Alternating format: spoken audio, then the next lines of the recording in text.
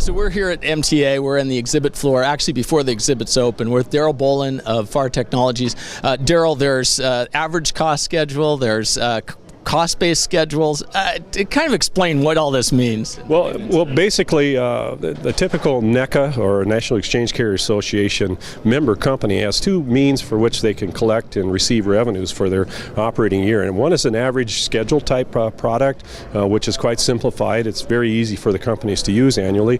And the other product is a cost-based settlements program, which actually utilizes their own company-specific costs in generating the settlements they need each year to operate their company and receive compensation for the interstate services that they provide.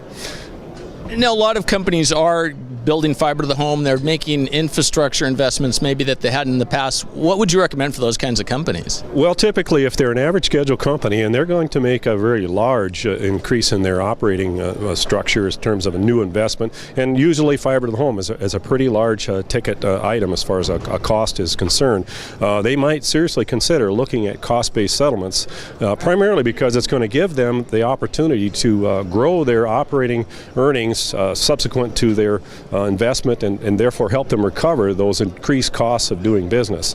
Whereas average schedule likely might not give them that opportunity, since it looks at an average of companies' costs nationwide and not their own specific costs. And so henceforth it's probably a good idea to give it a real serious look and see if that might not work for them.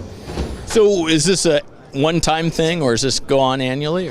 They can choose to convert to cost at any given time. It is typically a one-time option. If they decide to go to a cost-based settlement method, there's usually no returning. So it's something that has to be looked at pretty specifically in great detail to make the decision. Should they convert to cost? But once they convert, then there's an annual revenue requirement that's developed, and their costs, their revenue requirement each year reflects their actual costs of each previous or subsequent year. In a lot of ways, this sounds almost like a rate of return type of approach. Yes, it is, Ken. Definitely the company that is a cost-based settlements company does earn a rate of return on its annual investments, as well as they receive a percentage of their operating expenses based on the interstate component of those expenses. Furthermore, there's additional settlements that are available through the Universal Service Fund high-cost settlement program that's over and above the normal cost study recovery. Each year, the company actually produces its operating costs, net investment, its operating expenses, and each year a new settlement is calculated based on those annual costs.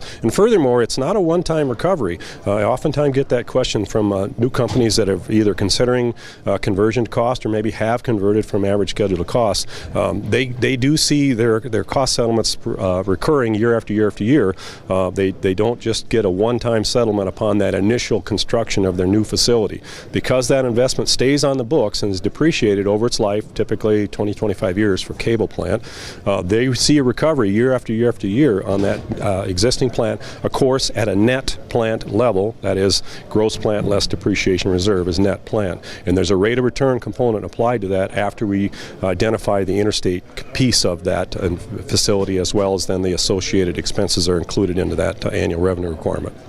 It seems like there's a lot of interplay between the engineering that's being done and then the accounting side of it. Mm-hmm. There sure is. It's a case of synergy between the two areas. Oftentimes there's multiple engineering solutions that can be deployed, but many times too you can work that in concert with a good cost-based settlements solution, and therefore arrive at something that's best for both worlds and therefore maybe best suits the customer.